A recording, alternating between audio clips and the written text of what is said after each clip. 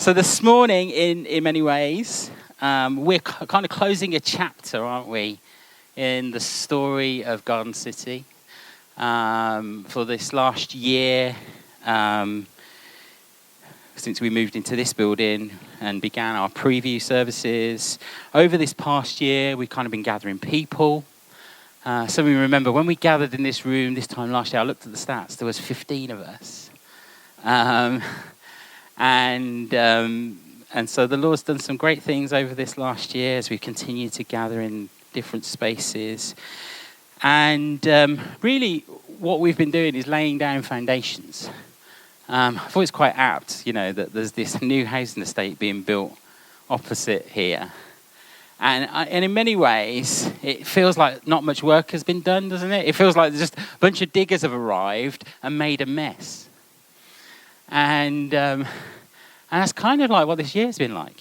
It's like not that significant things have happened, but we've just been quietly and kind of systemically kind of laying down the foundations of who we are. This is what God has called us to be. This is the kind of community we want to see birthed here. And as we've done that, different people have connected with us, all kind of heading towards this moment when we said we're going to launch. And some people said, what does that mean? How does that look different? And really for us, it's that moment to put the flag in the sand and say, we're here. That we think there's some sustainability now amongst us, and we think we can make this happen. And so we're kind of sticking the flag in the ground and saying, this is Launch Sunday, and we're ready to go. I don't know if you've ever noticed, but there can be this kind of romanticized idea around church planting. That somehow it's this amazing thing that you can do. And whilst I think church planting is key to the future survival of the church, whilst church planting is something that I've given my life to, this is the fifth church that we've been involved in planting. Whilst those things are really important, whilst it's something we want to commit ourselves to, the truth is the endeavour of church planting is hard work. It's hard work, especially for the first few years. The first few years of seeing a church planted, and research says that statistically 80% of church plants fail within 5 years. That's encouraging, isn't it? And there's lots of reasons why that's the case. Lack of resource, lack of support, a conflict, lack of experience in the leaders' inability to reproduce leaders and give away ministry. There are any number of reasons why church plants fail. And what that tells us is that this kingdom enterprise, this kingdom endeavor that we are on, in one sense, is quite fragile. There's some fragility to what we're doing. That any moment now, this could possibly all fall apart. Yeah, there's that sense of fragility in what we're doing. And yet at the same time, church planting is still the most effective way to reach new people and new communities. Time and time again, that is proven to be correct. Tim Keller, in his famous essay, Why Plant Churches, he says this. He says, the vigorous, continual planting of new congregations is the single most critical strategy for the numerical growth of the body of Christ in a city. And then get this, nothing else, not crusades, outreach programs, parachurch ministries, growing megachurches, congregation consulting, nor church renewal processes will have the consistent impact of dynamic, extensive church planting. And so right now, we are on the cusp of our launch. And in many ways, those of us in the room, and those who aren't here today, are called to steward this kind of fragile baby church. This fragile thing that's coming to life here in this city. And as stewards, both what we do and what we don't do has an impact. And although we've been here for a year, in many ways, next week the work begins. Okay, next week the work begins. Things are just getting started. And in the next chapter of our story, as that begins, I want to ask, what are we aiming for? What are we hoping to see happen? And when I ask that question, I don't mean how many people do we hope will show up. Okay, I don't mean that at all. What I mean is what are we longing to see God do? What are we longing to see God do in and through us in this city and region as we attempt to reach out to people around us? What are we longing to see God do? And one of the things I'm increasingly aware of at the dawn of a brand new year, 2024, it doesn't quite roll off the tongue yet, does it? 2024. But one of the things that I'm growing ever aware of is that we are in desperate need, or even I would say desperately overdue, a move of God's Spirit. We're desperately overdue God moving in some way. In a world full of pain, in a world full of crisis, in a world of political and systemic unrest, the only answer I have, I don't know about you, but the only answer I have is that, God, you need to do something. You need to move. God, you need to intervene.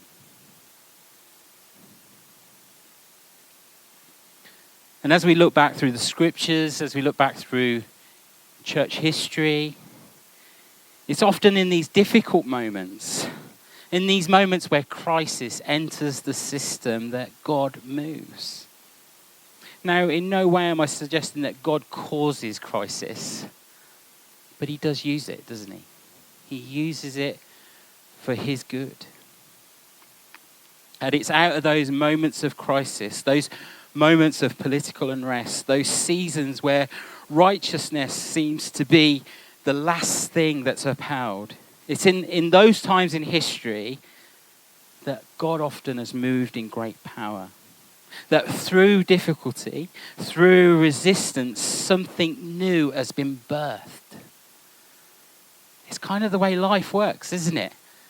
I'm guessing Lizzie doesn't need reminding that as she gives birth, it's going to be painful. But life is going to come, and she's left the room. Don't look at her when she comes back. Here.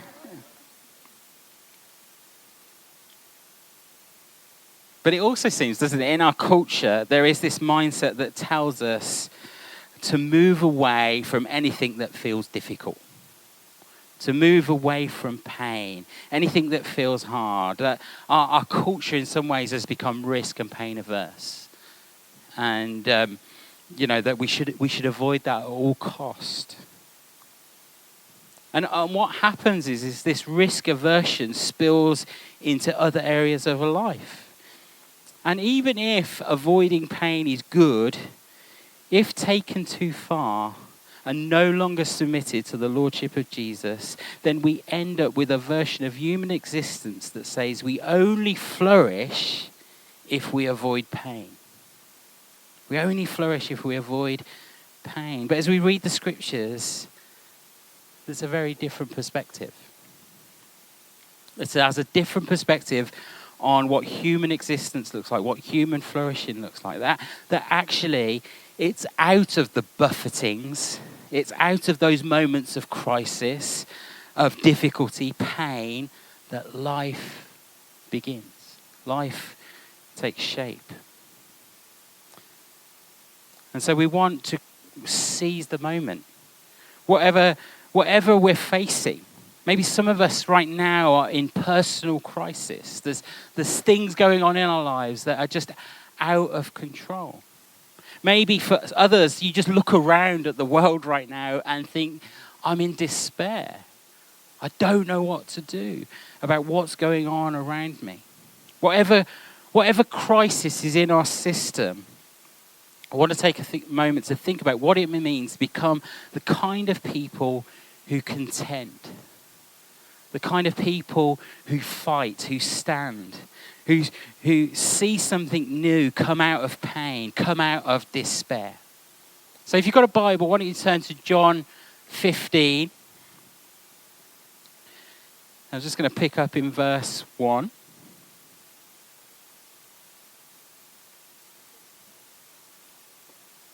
This is Jesus speaking, and he says, I am the true vine, and my Father is the gardener. He cuts off every branch in me that bears no fruit, whilst every branch that does bear fruit, he prunes, so that it will be even more fruitful. You are already clean because of the word I have spoken to you. Remain in me as I also remain in you. No branch can bear fruit by itself. It must remain in the vine. Neither can you bear fruit unless you remain in me. I am the vine, you are the branches. If you remain in me and I in you, you will bear much fruit. Apart from me, you can do nothing. If you do not remain in me, you are like a branch that is thrown away and withers. Such branches are picked up and thrown into the fire and burnt. If you remain in me and my word remains in you, ask whatever you wish and it will be done for you. This is to my Father's glory, that you bear much fruit, showing yourself to be my disciple. In this passage, I think Jesus gives us some keys to what it means to flourish as human beings, especially in environments of crisis. You see, and Jesus in some ways in this passage is describing a system that has a clear input where you're able to plug ourselves into a source of some description that produces an output, where that outcome is fruitfulness that is produced from us, that we're plugged into. And so Jesus uses this analogy of farming, in particular growing grapes and winemaking, to make his point. And we see the key point that Jesus makes here is that in order to live a flourishing human life, we need to remain in him. It's not enough for us to know information about Jesus. Okay, it's not enough to just tick a few boxes on a card. This is a call to a living relationship where we're to remain in him and him in us. And Jesus makes it clear that this is the key to a life that bears much fruit. And he makes this really audacious claim. He says, apart from remaining in me and I in you, apart from that, he says, you can't do nothing. That's quite extreme, isn't it? Unless you remain in me, unless you stay close to me and I stay close to you, you can't do anything.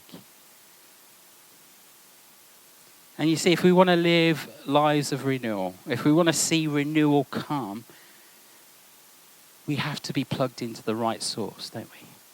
We need the right input. We need the right connection. But the reality is often we're at odds with that. You see, the dream that sold all of us is this idea that all of us are meant to live in contentment and happiness and overflow. In order to do that, in order to find the right inputs, one of the primary inputs that our culture tells us, one of the primary ways our culture says we can find contentment and happiness is that we just purchase more experiences. That if we consume more stuff, then we will be content and flourish. In fact, we don't have to drive too far from here, do we, to fulfill that calling, where you can consume to your heart's content food, coffee, experiences, gadgets. You can consume it all. How many of you have ever watched an Apple keynote speech? It's like a religious experience. And And one of the things that happens with an Apple keynote speech is they reveal their latest product. And suddenly, when you were thinking your iPhone with 2 camera lenses was enough. And then they tell you, actually, you need an iPhone with 3 camera lenses. And what happens is that suddenly you think, I'm only going to be fulfilled, I'm only going to be content if I've got an iPhone with 3 camera lenses.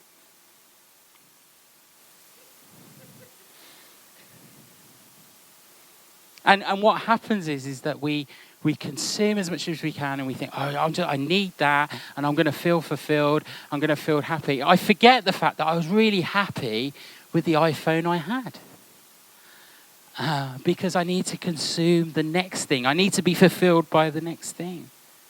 Because what we're told is we just need to consume more. Even if we had no idea we needed it, we have to consume more. And so we're led to believe that consumption leads to contentment. That's what we're told. That's an input. That's an input that our culture encourages us to pursue. Another input that our culture tells us that leads to contentment is achievement. That we will be happy if we simply achieve. And when we achieve the right goals, the right career, the right home, the right number of kids, when we achieve the right fitness level, then somehow we would be fulfilled. We need to be achieving all of the time. And so the inputs of our culture is this invitation to consume and to achieve in order to flourish. And yet that system, that way of thinking is at total odds to this passage that we've read this morning. Jesus tells us, if you remain in me and I in you, you will bear much fruit. You will bear much fruit. You see, in the scriptures, the inputs are different. And the fruit that comes isn't fruit in the material sense. It's fruit that lasts. It's the fruit of the kingdom at work, manifest in our lives. And so we pick... The problem that we have is we try and live our lives, our Christian lives, with the wrong inputs. We so often live our Christian lives with the wrong inputs. And what happens is we reduce our Christianity to simply consuming religious goods and services. And so we pick the right church that sings the right songs and has the right provision for our kids. And we take on this mentality of religious consumers. And what happens is, as a church leader, it's my job to keep you mildly entertained so that you will pay your tithes and you'll get to go to heaven when you die. That's what our consumption looks like when we apply it to our faith. But when we apply this to our faith, it's quite subtle. You know, we all have stuff, don't we, in our lives that we wrestle with on a daily basis. Things that we bring before the Lord and say, Lord, come and deal with this in me. But the temptation as a Christian to consume is subtle. It's subtle. And we have to fail to see it in our own hearts. And yet it's that consumeristic version of our faith that often kills the opportunity for renewal to come. And here's the point that I really want to get to. We're not called to be consumers. We're not called to be purveyors of religious goods and services. We're called to be contenders. We're called to be contenders. Mark Sayers, who's an Australian pastor, in his book, Reappearing Church, he says this. He says, consumer culture disciples us to change our external situation through purchasing, to bring pleasure, meaning and happiness to the inner world. Contending takes the opposite approach. You see, following Jesus isn't always about me getting what I want, what makes me feel good. It's about God having his will be done in and through us. Pressing into what he wants. going back to him as the input and source of all life. Mark Sayers goes on to say, he says, personal renewals begin in hidden places, often driven by solitary prayer and self-examination, communion with God, fasting and habits of secrecy, the uprooting of sinful patterns and confessions with trusted leaders and pastors. Eventually, this inner change of heart will overflow out into our external lives, creating potential for renewal in the social world around us. You see, when we settle as consumers, then as people we don't grow. The kingdom is not advanced and renewal doesn't take place. And so we are invited to move ourselves from a posture of consuming to a posture of contending. And contending stretches us. It invites us to fight for something. Anybody watch the rebirth of Gladiator last night? Or, and it's like, gladiator ready, contender ready. But that's what we're called to be. We're called to be contenders. Contending is proactive. It's a change in our posture. And it's something that we're taking by the scruff of the neck and saying, I want this. I'm going after this.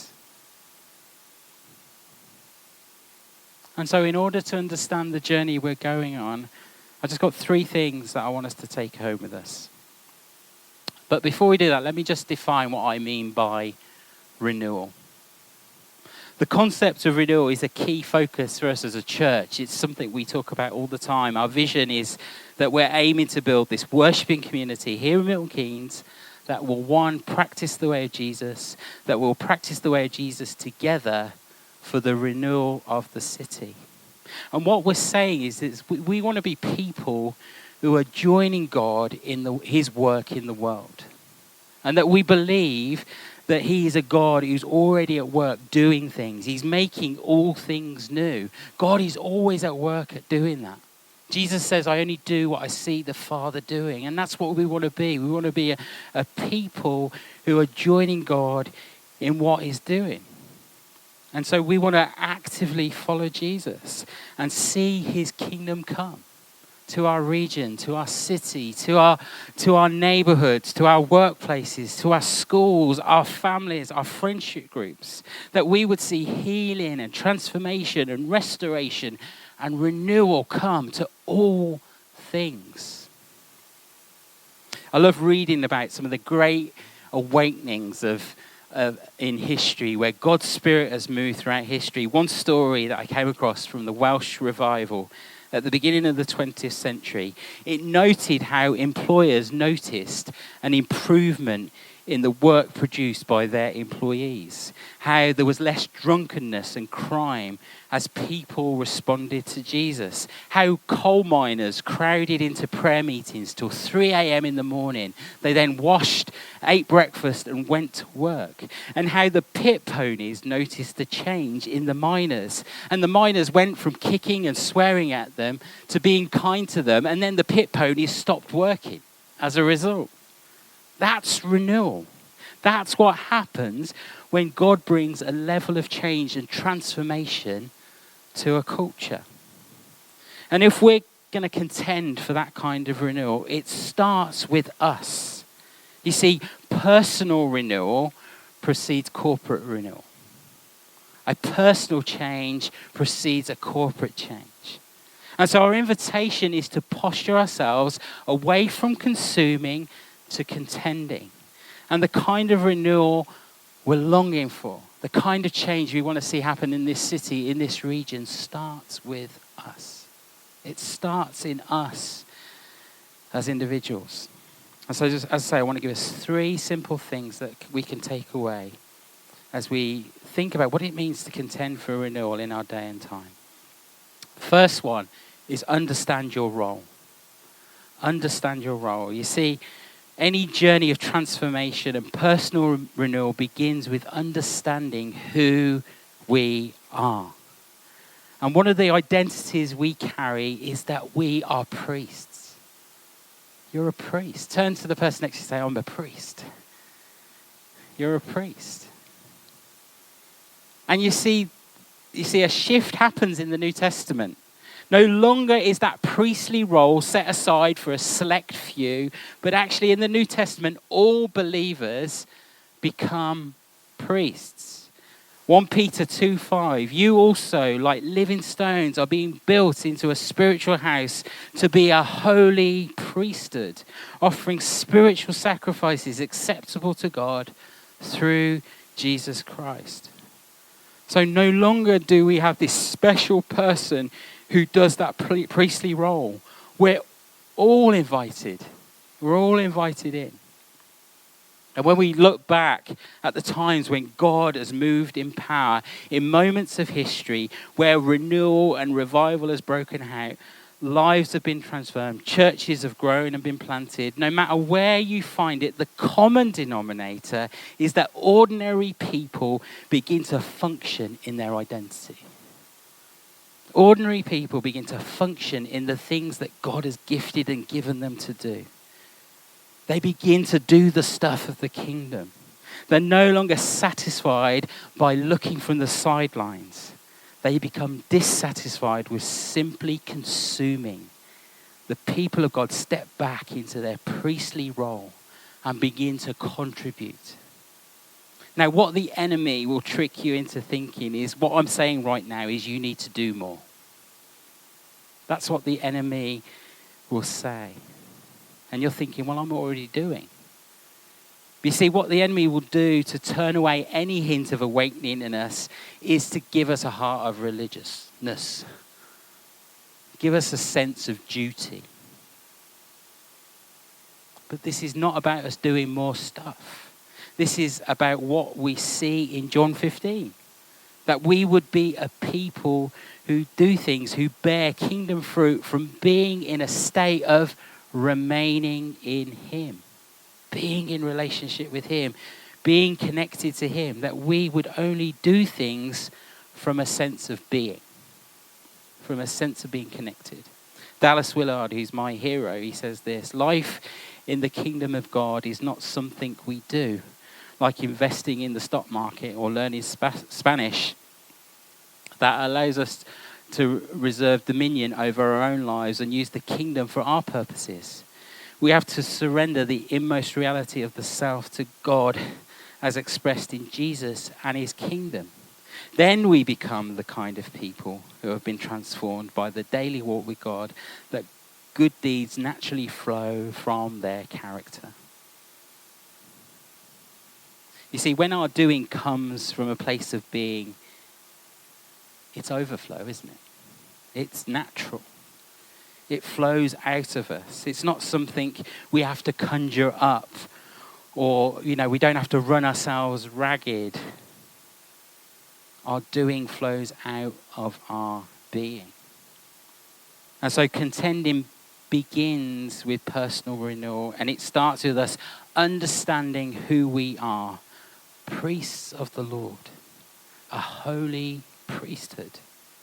And personal renewal requires responsibility. Now let me be clear, and we read it this morning, we can't earn our salvation, can we? We can't earn the gift of grace that God gives us. But when it comes to discipleship, when it comes to apprenticing ourselves to Jesus, that requires something of us. We are to take responsibility. And so when we filter our lives through this kind of system thinking of inputs and returns, when we see Jesus use this thinking in John 15 of us being people connected to him and him to us, and the results being fruitfulness, one of the things that we can take responsibility for is monitoring and changing our inputs. We can look at what our inputs are and we can make change. You see, a brave and practical step for us to take this week is to simply do an inventory of our inputs. You see, if our inputs determine the kind of fruit that we bear, where do our inputs currently lie? And for some of us who take up that challenge, it may be a painful process. There may be things inputting into our lives that are robbing us from the kind of fruit that remains, that are robbing us from being all that God has made us to be. A sobering verse in Joshua chapter 3 and verse 5 says, "Consecrate yourself, for tomorrow the Lord will do amazing things amongst you." See, monitoring and changing our inputs is an invitation to set ourselves aside and to destroy the idols and the idolatrous practices that can easily fall into our arena. John Tyson, who's a pastor in New York City, he says this: "I want to minister to the people of my city, but I must free myself from the idols of my city." You see, we need to be in the world, but not of it. We need to take stock and make sure we're not enslaved to the idols and inputs that shape the world around us. If our corporate renewal begins with our personal renewal begins when, as people, as the people of God, we come to the end of ourselves, when our sense of discontent begins to solidify into a desire that we have for a new way of being, that we would have a new way of being. And this is the last thing I want to say. As we press into renewal, and we press into the renewal of our own hearts, as we contend to see God move in our lives and then in the world around us, we need to start to embrace a sense of holy discontent. Holy discontent. Holy discontent can be described as a moment where our passion and purpose intersect. It's when we reach that point where we say, I've had enough. I've had enough. I don't want to live like this anymore. I want to see change. I want to see God move in my day and in my time. We live in Bletchley, and for our sins. But we live in Bletchley, and every day I drive past this certain place in Bletchley, and I chose that place as a reminder for me to pray a simple prayer. And that prayer is Habakkuk 3:2. "Lord, I've heard of your fame. I stand in awe of your deeds. Renew them in our day and in our time." That I've got this moment in my everyday existence where I'm just like, God, I need you to move. I need to see your kingdom come. I can't settle for what we've got now, Lord. I need to see more. And Lord, you've done it in the past. Lord, will you come and do it again in our day, in our time? And as we begin to embrace discontent, our hearts begin to align with God's heart. And we stand and we contend. And we fight for the change we long for. You know, if planting a church here in Milton Keynes was just about butts on seats, then we're in trouble. Then we're really in trouble. If, we could put the greatest show on and we could get as many people as possible in this place and we could get a pat on the back and say, isn't that successful? But I think we'd miss it. I think we'd miss what the real thing God wants to do. Because he wants to transform cities. He wants to transform nations. And he chooses to do it through this weak thing we call the church. He chooses to do it through weak people like you and me. But we're longing for God to bring renewal to this city, to this region, and beyond. Jesus says, if you remain in me and my word remains in you, ask whatever you wish, and it will be done for you. This is to my Father's glory, that you bear much fruit, showing yourself to be my disciples. So what are we longing for? What are we hoping for? What do we want to see happen? Of course we want to see the church grow. We want to see people added to our number. But we long for more than that. We long for God to move. For him to renew us and to renew our world. For him to change us and to change our world. Amen? Why don't we stand?